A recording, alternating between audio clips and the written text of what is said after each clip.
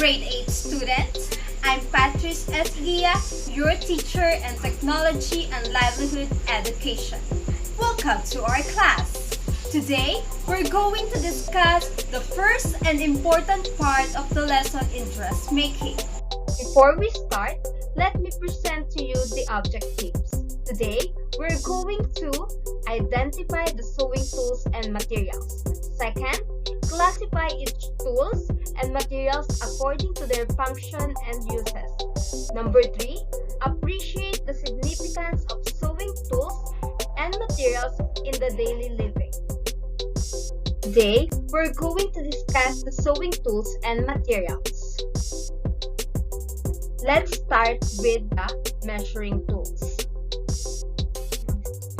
Let's have first the tape measure. What did you observe in the tape measure? Yes, there's a number. Very good. Why do you think it is included in measuring tools in sewing? Very good. Do you know how to use the tape measure? Good job. A tape measure is a flexible device used in taking body measurement. What did you notice with this picture? Exactly. The sewing gauge is a small ruler with a sliding guide and is about 6 inches long. This gauge is used for measurement at hemlines, buttonhole, and areas where other small measurements requires checking, such as pleats and tacks. Let's have the ruler. Can you describe this object? Very good. I know all of you already experienced how to use ruler. I'm right? Why do you use ruler? Yes, good idea. It's also used to mark the fabric. Ruler is a ruler measuring 12 inches or 18 inches, either clear or solid. Next, we have yardstick. Yardstick is used for marking hemlines and checking grain lines when laying out the pattern. It's also made of wood or metal. What did you notice with this picture? Yes, it looks like a letter L. It has a perfect square. A square is used to transfer measurement to the drop pattern. It also divides the garment into the desired measurement. This is useful for making straight line and numbers, and it also functions as a tape measure. Lastly, French curve. This is used to shape the depth of the neck hole and the armhole of the pattern. So, on what part of your clothes you will find the curved part shape? Exactly, in the neck and in the armhole. So, meaning, this is used to shape the depth of the neck hole and the armhole of the pattern. Is that clear? Very good. After the measuring tools, we have the cutting tools. It is used in cutting fabric, thread, and other sewing materials. Cutting tools must be sharpened regularly. First, we have bent handle shears. These are made of quality of steel and hold a sharp cutting edge. Letter A, all steel chrome-plated shears are for heavy-duty cutting. So meaning, the purpose of this scissor is to cut the heavy fabric.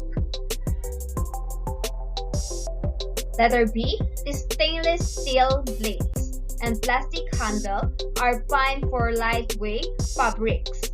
So, the purpose of this scissor is to cut the lightweight fabrics. Pinking shears. This is popular in zigzagging or scallop edge or four seaming finishes. Next, cutting scissor. Letter A, trimming scissor. It is 3 to 4 inches long. It is used for trimming, clipping threads, and snipping lashes. What did you notice in this picture? Very good. It has a sharp point.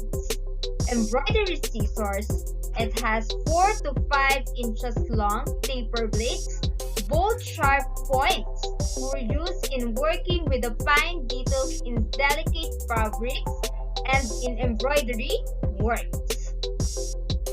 Next is buttonhole scissor. This is intended in making buttonholes. Thread clippers are handy little spring-loaded cutting tool that allow for snipping of threads. This is specifically used in snipping thread and they are not designed to cut the fabric. Seam ripper are specifically for ripping out the stitches from seams, either as a result of an error or during alteration. They use carefully to prevent damage to the fabric. This picture represents the rotary cutter and mat. It is an adaptation of giant rotary cutter used in industry. It is worked like a pizza cutter and can be used by left or right-handed sewers. The rotary cutter is available in different sizes with the different blades.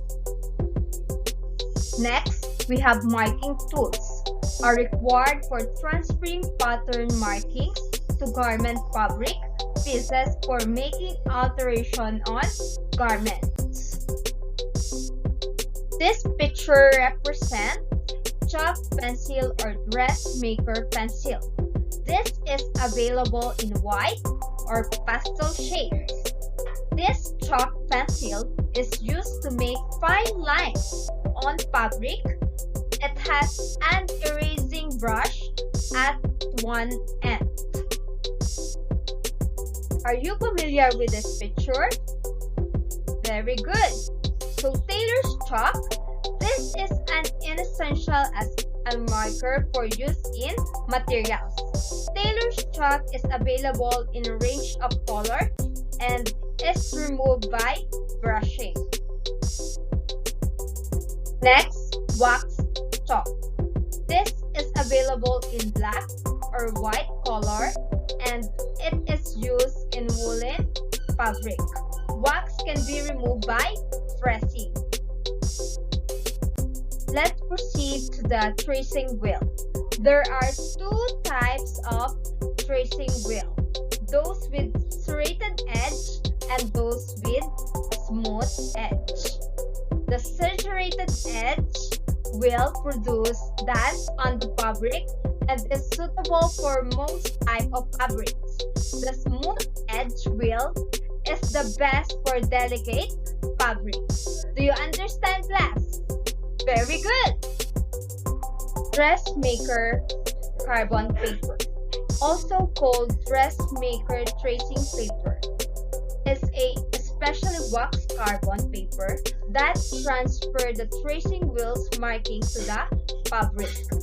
A color of tracing paper should be chosen that is close to the color of the fabric with the different brands of tracing paper have different instruction.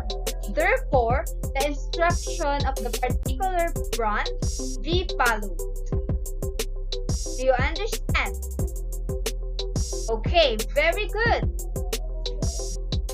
So let's move on to the pinning and sewing tool. Are you familiar with the pin cushion? Very good. I know that all of you use the pin cushion. I am right?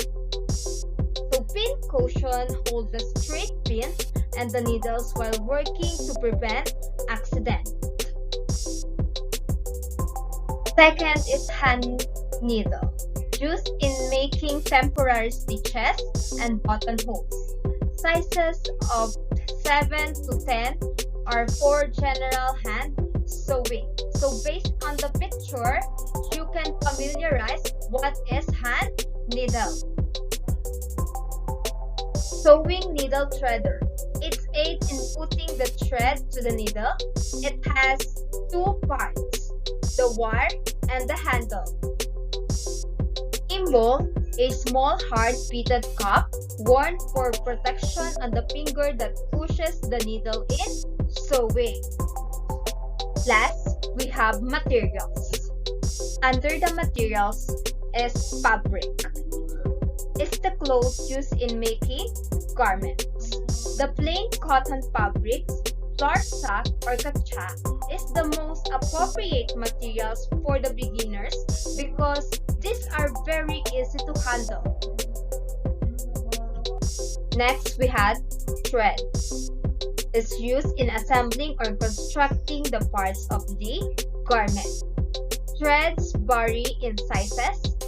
Heavy fabrics need the stronger threads. Threads should have the same color with the fabric we use.